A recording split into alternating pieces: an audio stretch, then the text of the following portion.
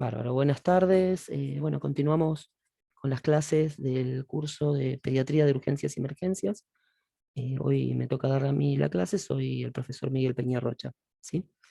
Así que bueno, despacito vamos a ir viendo este tema. Cuerpos extraños en las vías respiratorias. Siempre esto lo vemos como una situación eh, complicada que pone en riesgo la vida del niño, ¿no? Eh, Siempre tendemos a solucionar el problema una vez se presentó, pero en este caso tratamos de hacer, en este caso y en varios casos, siempre en enfermería nos basamos un poco más en lo que es la prevención, evitar de llegar a estas situaciones. ¿Y cómo se nos ocurre evitar llegar a estas situaciones? ¿No? Dependiendo la edad del niño o niña, evitar que corra riesgos, para eso no debe tener, dependiendo la edad, muchas veces vieron que se hablan, incluso en los envases de los juegos didácticos, hablan de este juego o este elemento, contiene piezas pequeñas, mantener fuera del alcance de niños. Hay juegos que incluso están prohibidos para niños de menores de 3 años. Entonces es una edad donde, bueno, 3 años, quizás 5 años, dependiendo, ¿no? El tamaño de las piezas, tiene más probabilidades de poder ingresar ese cuerpo extraño a las vías respiratorias del niño, ¿sí? ¿Cómo prevenimos? Evitando que ese niño tenga esos juguetes y sobre todo que se los lleve a la boca.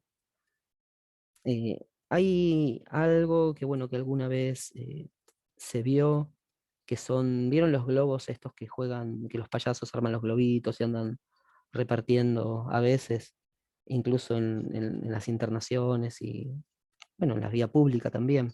Y uno, desde el lugar de padre, que me ha pasado quizás, de comprarle esos globitos que arman como flores, se ubican ustedes, ¿no? Más o menos. Y a veces, dependiendo de la edad del niño, se lo podemos llegar a dar. ¿Y qué pasa con ese niño que agarra eso y se lo pone en la boca? Tiene un riesgo de que ingrese un cuerpo extraño a la vía aérea, ¿sí? Me acuerdo, y esto es como anécdota mía, ¿no? De pediatría, cuando empecé a trabajar en pediatría, ya de esto hace 10 años, eh, había llevado, inocentemente, ¿no? Sin darme cuenta, dije, oye, voy a llevar algo para los chicos, y había llevado para armar estos globitos. Había visto algunos videos en YouTube, y los empecé a repartir inocentemente. Después uno de los médicos en aquel entonces preguntó, ¿quién trajo esos globos? Claro, en el momento no me di cuenta, pero después me di cuenta que estaba exponiendo a los niños a un riesgo, ¿no? Entonces, bueno, uno a veces inocentemente, sin querer, le brinda estos elementos y los ponemos en riesgo, ¿sí? ¿Alguno ha vivido alguna situación de atragantamiento con un cuerpo extraño de un niño, de un familiar o de algún conocido? ¿O solo lo han visto en Sí, de películas, mi vamos a decir? sobrina. De su sobrina. No Oh, fue de mi sobrina, se metió como se llama, como un soldadito de plástico en la boca y bueno, le sí, hicimos la maniobra que se llama Heimlich, ¿no? sí, sí, sí, La que tal cual. utilizan para cuando se ahogan y bueno, le pudimos sacar el cuerpo extraño y lo escupió. Así que, Oh, pero no, nos asustamos porque se puso toda morada. claro. Sí, sí, una situación complicada, difícil. em, y bueno, pero en el momento es como que uno lo tiene que pensar, lo tiene que razonar y solucionarlo en el momento. ¿Y qué edad tenía su sobrina en ese momento? 3 años. 3 años. Bueno, justo esa edad crítica, ¿no? Dicen que Es el cualquier... momento que tocan todo, ¿viste? Porque los chicos tocan todo, en realidad, todos los chiquititos se lo Claro, llevan todo a la boca, a la mano. sí, sí. Les llama Sí, tanto la atención que es algo nuevo. sí, sí, es verdad. Yo siempre digo la edad entre los 3 y los 5 años es la edad como terrible, la edad terrible del niño, donde hay que estar todo el tiempo observándolo, todo el tiempo viendo cómo se mueve, qué hace, qué no hace, y cuando hay silencio es ahí cuando más miedo tenemos que tener, ¿no? Si bien obviamente que estamos hablando de urgencias y emergencia en el curso, pero siempre tenemos que apuntar a esto que es la prevención, ¿no? El evitar que suceda. Hay que estar alerta. Es como que en esa edad, ¿no? Sí, Mí de un año, pues yo también tenía a mi sobrino de un año que tocan y tocan todo, porque claro, experimentan cosas que no conocen y esto me lo meto a la boca y esto lo agarro, entonces tenés que estarle como muy encima, ¿viste? Y como decías vos recién de cuando hay silencio, bueno, alarmarse porque alguna macana se deben estar mandando. claro, tal cual. Y bueno, pasa que incluso en las mismas, o sea, esto puede pasar en un domicilio, nos puede llegar un chiquito con bronco aspirado, con algún elemento extraño. A veces se trata de prevenir, obviamente se enseña, se educa, y volvemos un poco a la educación para los padres, ¿no? Explicarles, hablarles todo el tiempo, que tienen que evitar que se lleven objetos pequeños, no brindárselos nosotros también, ¿no?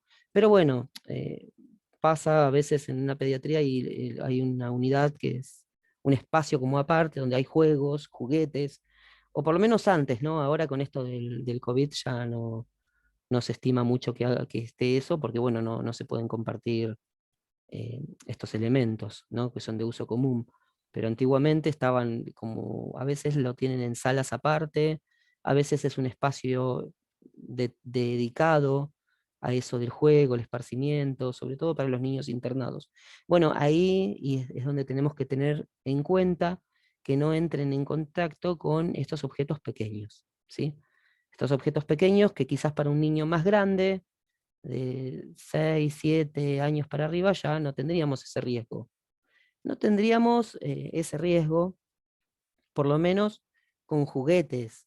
Tengamos en cuenta, y esto también se los digo por experiencia propia, no de vivirlo de esta forma, pero sí de que yo tengo una hija de, ahora tiene 9 años, que hoy es el día de hoy, con 9 años, y todavía le tengo que decir, Micaela, no corras con no sé, comiendo, o tomando jugo, o con un caramelo, o con un chupetín. Hace nada, les estoy diciendo, hace 2 días estaba comiendo y riéndose a carcajadas limpias, y bueno, y empezó con una situación que parecía que como un atragantamiento. Por suerte lo pudimos revertir ahí en el momento, porque esa es otra cuestión, ¿no? Uno a veces dice, uy, se está atragantando, uy, se está broncoaspirando, y empezamos a golpearle la espalda, a ver, levante los brazos. Queremos hacerle la maniobra de Heimlich si nos descuidamos un poco más. Pero bueno, tenemos que permitir en ese momento que el niño resuelva. Uno mismo, ¿no? ¿No les ha pasado a veces de estar comiendo algo y medio se quieren atragantar?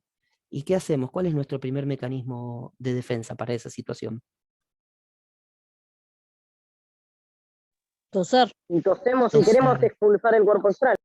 Claro, ahí es donde nosotros, y el niño obviamente, como personas, utilizamos nuestros mecanismos de defensa. La tos es el mecanismo de defensa ante esta situación. Entonces tenemos que darle el tiempo, tenemos que permitirle al niño que tosa, que se libere de ese cuerpo extraño, que quizás si le damos el tiempito lo pueda hacer por sus propios medios y no tenga que estar sometido a una maniobra cruenta como un pequeño golpe en la espalda o una maniobra de Heimlich. Quizás lo puede resolver en el momento. Obviamente que si vemos que no se resuelve ya, en pocos segundos ya tendríamos que estar interviniendo ante esa situación. Otra situación que también a veces a modo de chiste y no tan chiste, que me pasa eso como padre, se los digo desde lo que es ser padre, tener hijos de edad chicos y no tan chicos, y entonces ver situaciones y uno como que estar a la expectativa de todo esto y que empiecen a toser o que en medio se están ahogando y uno, como a tono de broma, empieza a querer golpearles la espalda como para liberarlos, ¿no? Un poco. Y ya mis hijos, pobrecitos, ya como que se esconden. Deja, papá, que yo me libero yo solo de eso. Pero bueno, es un poco en tono de broma, pero no tan broma porque es una situación complicada, ¿sí? Hay un signo, acá creo que no lo estoy graficando, no lo traje gráfico, el signo universal, lo que llaman el signo universal del atragantamiento, es esto de llevarse las manos a la garganta, ¿no? Y bueno, estar con una situación como de sofocamiento, de falta de aire, puede haber cambio de coloración de la piel, ¿sí? Como cianosis. eh, es el símbolo universal. No sé si se ubican lo que estoy hablando, ¿no? Es llevarse las manos a la garganta, básicamente, que es cuando la persona se está ahogando. A veces no llegan a esa situación porque ya empiezan a toser, toser, toser, bueno, lo llegan a liberar. Cuando ya pasa una segunda etapa que ya no se puede liberar, automáticamente, como un mecanismo propio de defensa del cuerpo, la persona tiende a llevarse las manos a la garganta. No puede hacer nada, pero ya tiende, es como un mecanismo de defensa, ¿sí?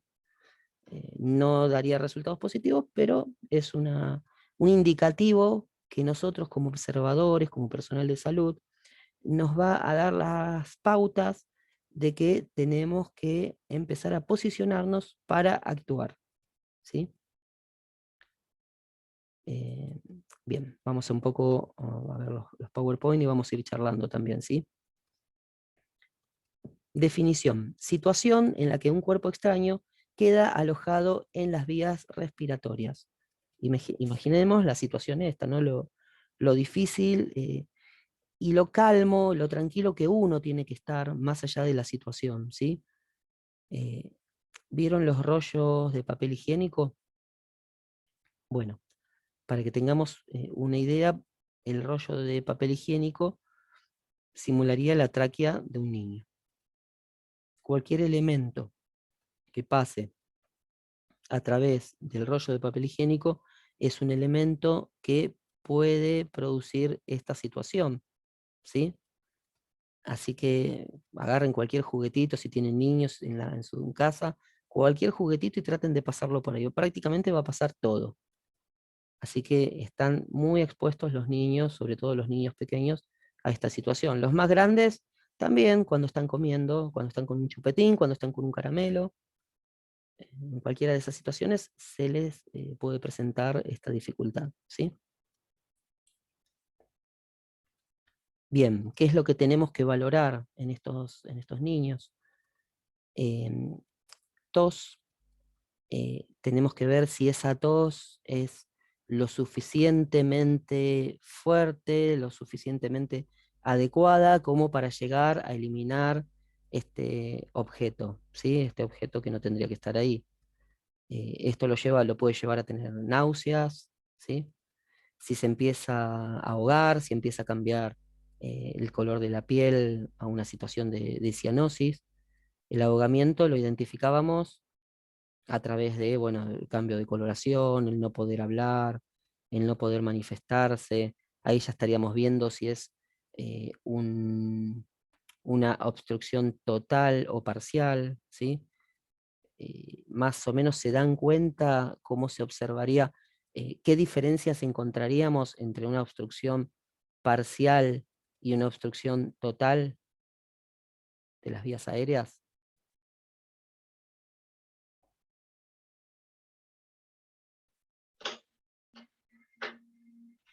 Hola, Hola.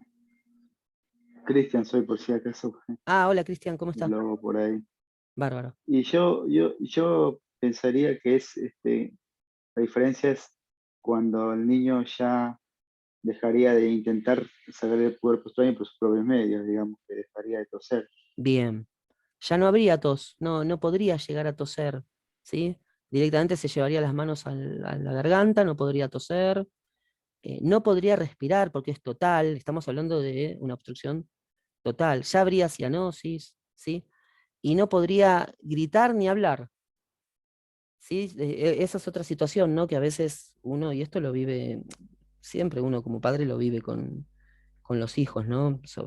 Tenemos el paciente, pero también lo vivimos con nuestros hijos. Entonces nuestros hijos nos dicen, me ahogo, no puedo respirar. ¿Y cómo hablas? Yo le planteo a veces a mi hija, que es la más chica. ¿Y cómo podés hablar? Respirá, estate tranquila, trata de toser. Y eso, obviamente ahora lo digo así, uno dice, qué tranquilidad, no, no, pero en el momento es como que es difícil porque son nuestros hijos quizás, ¿no? Pero bueno, y en el paciente pediátrico, a veces cuando llega el paciente pediátrico con esta situación, en el servicio de guardia, muchas veces ya está resuelto. Muchas veces viene los padres desesperados, enfermero, doctor, médico, llaman a todo el mundo, ¿no? Uno se hace presente lo más rápido que puede, ya predispuesto al máximo trabajo y a cualquier emergencia o cualquier crisis que pueda llegar a acercarse al servicio de guardia, ¿no? Entonces uno dice, bueno, ahora me llaman, los padres obviamente están desesperados ante esta situación, uno dice, ahora tengo que estar tranquilo y ver qué es lo que pasa. Me acerco y dicen, se ahogó, se atragantó, no sé qué, se broncoaspiró, como lo pueden llegar a decir los padres, ¿no? No vamos a pretender que nos digan los términos adecuadamente. Bueno, entonces, quizás entre que estaban en su domicilio, que sí, que se presentó una situación donde se broncoaspiró, donde estuvo ahogado, donde puede haber presentado cianosis, cuando ya llegan, salvo que vivan, no sé, al lado del hospital, pero cuando llegan al servicio de guardia, muchas veces ya se resolvió esa situación, ¿sí? ¿Qué tenemos que hacer nosotros?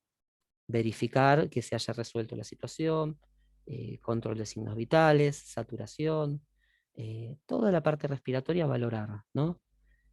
Quizás ya se resolvió. ¿Qué pasa? Estaba jugando enfrente en la plaza del hospital, supongamos, bueno, ahí puede ser que sea una situación donde ya tengamos que actuar de otra forma, porque es menor el tiempo en el que se ha registrado este suceso. Quizás todavía no lo ha resuelto.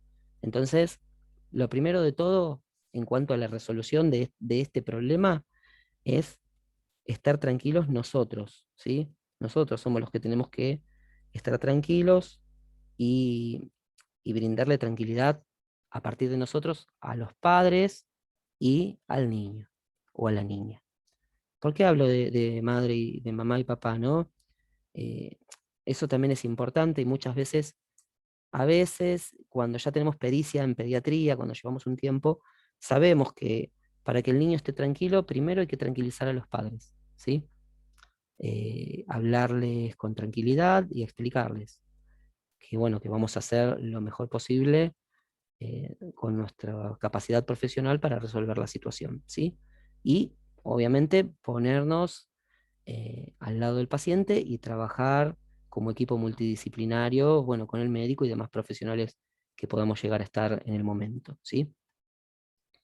Cuando valoramos, bueno, ¿qué valoramos de la tos? La fuerza, que sea una tos con fuerza suficiente como para sacar el objeto extraño dentro de las vías respiratorias, ¿sí?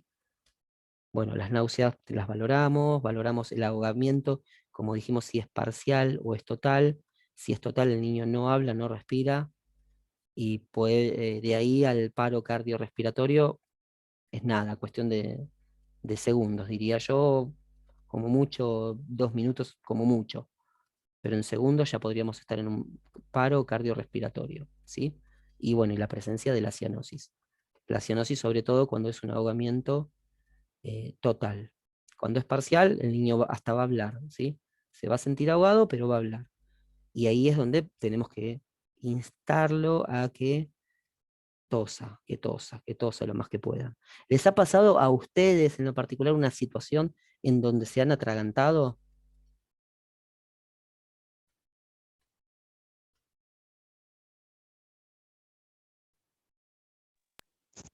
No. Sí, se tose, toser para eliminar el cuerpo Bien. que está molestando. ¿Y a usted le ha pasado eso exactamente o no? Sí, sí, Ah, cuando como algo que capaz quiero hablar y de repente está comiendo y de repente me preguntan algo y querés hablar al mismo tiempo, una parte como que se te va la parte claro. de la laringe, entonces querés eliminarlo, entonces toses para evitar que se vaya para el lado de la parte respiratoria. Sí, sí, a mí particularmente me pasó yo tengo un gran problema con los comprimidos, no puedo tragar un comprimido, no puedo tragar. Ahora me estoy acostumbrando con algunos que estoy tomando, pero antes no podía nada, ni uno. Y tal era el caso, estaba en una clase del profesorado de una enfermería, tragué un comprimido porque tenía que tomar un antibiótico y se me fue para las vías respiratorias. no podía sacarlo. Y encima, estando reunido alrededor de un montón de enfermeros, no tuve la mejor idea de salir de la sala. Y terminé en un pasillo solo. O sea, en vez de quedarme en un lugar donde me podían asistir, terminé saliendo. Eso lo hice obviamente inconscientemente. Es como que uno tiene que tener la mente fría para poder quedarse en el lugar que necesita quedarse para pedir ayuda. Pero bueno, en el caso del niño es diferente. El niño, siempre digo, ¿no? El niño, y también pasa a veces que tenemos en la sala, porque a veces hablo de guardia, emergencia, pero tenemos estos mismos niños que yo digo, se broncoaspiró en una plaza enfrente del hospital y apareció, y bueno, ahí tenemos que hacer alguna maniobra, o estamos en un restaurante y se broncoaspira, y ahí tenemos que hacer una maniobra, que es la maniobra de Heimlich, que ya una de ustedes creo que lo había nombrado esta maniobra. También puede ocurrir, todos son casos hipotéticos, ¿no? Puede ocurrir que esta misma situación ocurra en la sala, en la internación de pediatría, ¿sí?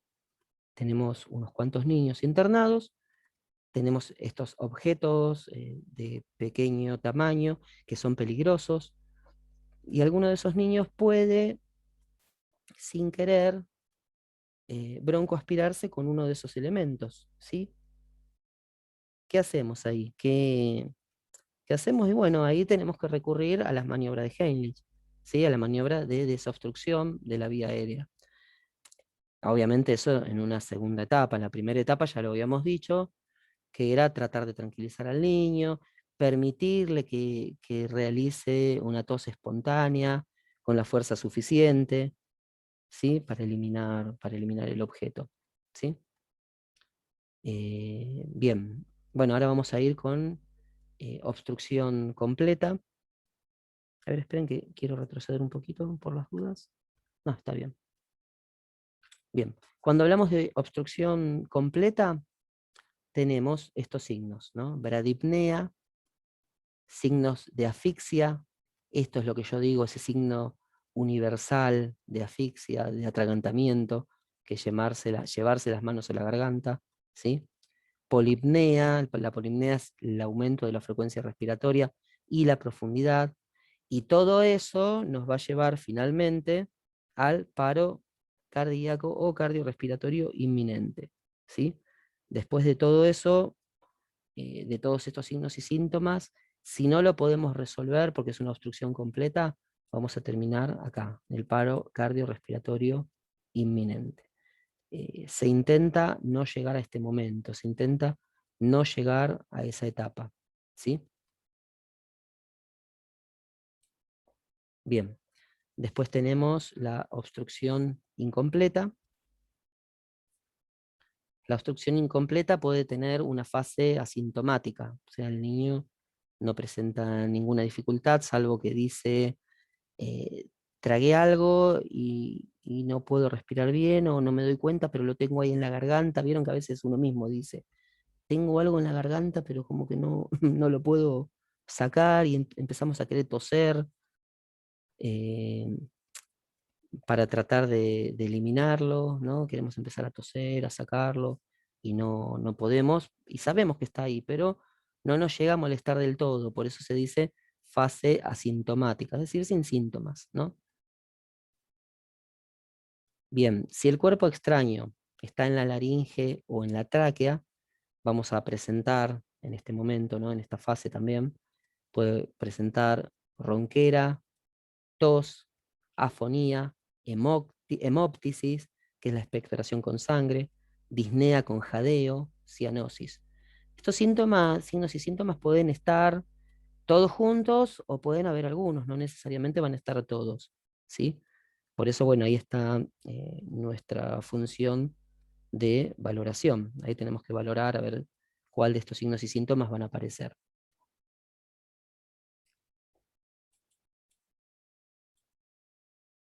Bien. Intervenciones de enfermería. Si el niño tose, bueno, como ya lo veníamos diciendo, tenemos que seguir dejando que tosa, que trate de hacerlo por sus propios medios. ¿Qué pasa si el niño empieza a toser y nosotros nos preocupamos y vamos y nos metemos ahí y estamos como insistiéndole y dale, tosé, y viene la mamá, ay, doctor, doctor, enfermero, ¿no? Es como que todo eso sobre que está en una situación complicada, eh, que no es tan complicada todavía porque es una obstrucción parcial. Entonces no estaríamos ante un riesgo inminente de parada cardiorrespiratoria o inminente de muerte. Entonces como que hay todavía alguna expectativa. Entonces ahí en ese momento es cuando tenemos que mantener la calma, ¿sí? Estar tranquilos en todo momento y bueno, evitando que la madre se ponga muy encima de él, tratar de decirle, déjele un espacio para que pueda respirar, para que esté tranquilo, para que pueda sacar ese cuerpo extraño por sus propios medios, como lo hace a través de la tos espontánea, ¿sí? Bueno, entonces decíamos, dejamos que tosa. Si podemos llegar a la obstrucción manual, a veces no se aconseja en realidad la obstrucción manual, esto es muy del cuerpo, muy relativo, ¿no? Si vemos que ha tosido el niño y de forma tal que lo llega a dejar dentro de la boca, casi escupiéndolo, como entre los dientes, ahí podríamos llegar a sacarlo, pero hasta que no lo observamos y no estamos 100% seguros, no vamos a intervenir, ¿sí? Porque quizás ya ni siquiera tenemos que si metemos la mano dentro, podemos llegar a introducir el objeto más adentro incluso, y ahí sí lo vamos a complicar. Ahí vamos a pasar de una obstrucción parcial a una obstrucción total. Entonces hay que ser tenemos que ser muy meticulosos con esta situación, ¿sí? Vamos bien, ¿no? Ustedes díganme cualquier cosa, cualquier duda o cualquier cuestión que quieran comentar ustedes. A lo mejor tienen alguna experiencia a este respecto, lo han vivido, pueden decirlo, ¿sí? Si no, yo sigo despacito, como ustedes quieran. Profe, disculpe una Sí, profe, se consulta. ¿En entiende qué perfecto. ¿Cómo? ¿En qué consistiría la acción manual exactamente? Y sacar el objeto con las manos propias de uno. Ok. Pero como yo les venía diciendo, no es algo que yo digo, uy, a ver se obstruyó, a ver, pum, meto la mano, no. Porque en esa situación puedo llegar a introducir el objeto más adentro, produciendo una obstrucción total, ¿sí? Entonces, esto lo voy a hacer prácticamente cuando el niño tiene el objeto en la boca casi para escupirlo, ¿sí? Y si lo tiene en la boca para escupirlo, quizás lo recibo cuando ya lo escupió. Tratar de no invadirlo, ¿sí? Pero bueno, todo depende de la situación. Si el niño está lúcido, o sea, está consciente ante la situación, si ya ha perdido la lucidez porque se ha desmayado, porque de la obstrucción ha sido una obstrucción total y ya tengo que intervenir de otra forma, ¿sí? Todo depende de cómo se vaya brindando la situación. ¿Vamos bien? ¿Había alguien más que quería preguntar algo?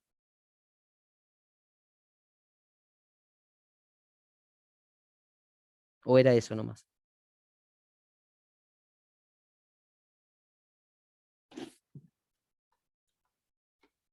Bueno, continúo.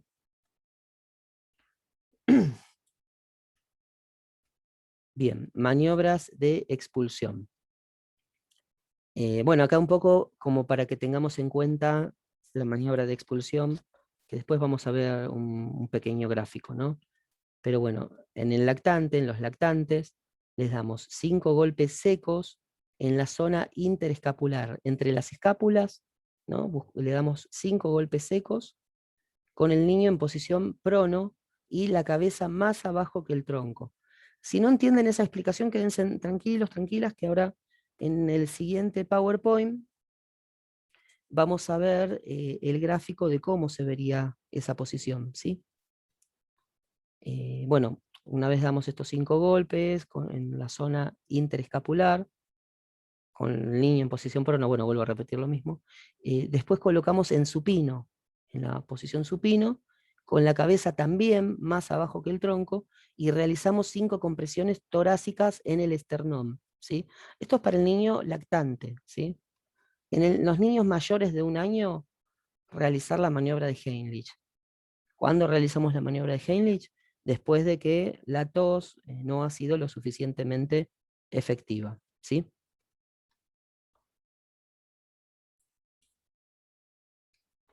Bien, y acá tenemos el gráfico que habíamos comentado hace un rato. Acá está el niño en la primera etapa, que es la primera posición, es la posición prono, ¿sí? En niños menores de 1 año, con la mano, ¿sí? El talón de la mano, golpeamos entre la región, ¿cuál era la región? Interescapular, dijo. Bien, perfecto. 5 golpes, ¿sí? Después lo ponemos en posición supina y ahí hacemos 5 masajes, ¿sí? En la región, en esta región, ¿sí? Del tórax. 5 golpes también. 5, en realidad son como 5 masajes, ¿sí? Esto es en niños también menores de 1 año, lactantes, ¿sí? Acá está otra forma de la posición, es la misma posición, pero bueno, se ve distinto. 5 golpes en la espalda y 5 compresiones torácicas, ¿sí? En el esternón, precisamente, hoy no me salía la palabra. Y bueno, acá tenemos la maniobra de Heimlich, 5 compresiones abdominales. Esto se hace, se toma el puño no dominante, ¿sí? Y se lo agarra con la otra mano, se lo envuelve con la otra mano, y se coloca esto en la región del epigastrio, ¿sí? Y ahí se hace en una posición diagonal, de abajo para arriba, ¿sí? Se aprieta el abdomen, pero de forma diagonal, no de adentro para afuera, sino en forma diagonal. De afuera, de adentro para afuera no se va a poder, de afuera para adentro, pero en forma diagonal. De esa forma, lo que logramos es una tos asistida, ¿sí? Una tos artificial.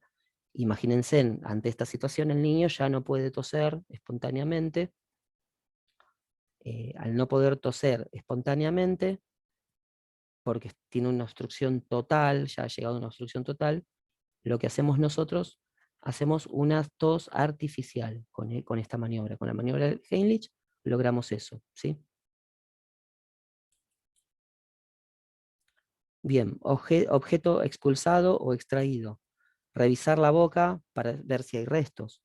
Muchas veces sí extraemos un objeto, pero había algún otro objeto más o alguna otra parte de ese objeto y tenemos que revisar si está ahí en la boca para poder extraerlo manualmente, si es que no lo llega a expulsar por sus propios medios. Mantener la permeabilidad de la vía aérea, aspirar de ser necesario, lo aspiramos, lo colocamos en posición semi-Fowler, si requiere, depende del tema de la saturación y cómo esté, si está con buena mecánica ventilatoria o no, podríamos utilizar oxigenoterapia.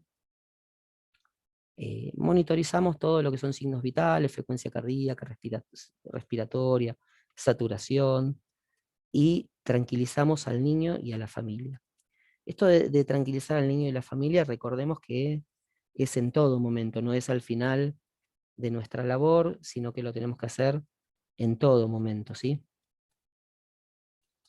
Como para, nada, para que estén tranquilos, y si logramos eso, es gran parte de nuestro trabajo. Si nosotros estamos tranquilos, van a estar tranquilo el niño, va a estar tranquilo la familia, y bueno, vamos a ayudar de mejor forma, ¿sí? ¿Alguna duda hasta acá? ¿Es entendible todo? Cualquier cosa, igual después queda el WhatsApp y me pueden escribir, no hay problema, ¿sí? Sí, está todo claro. Bárbaro, perfecto. Bueno, ahora voy a dejar de presentar este y vamos a ver otro tema más, ¿sí? Denme un segundito y ya vuelvo presentando, ¿sí?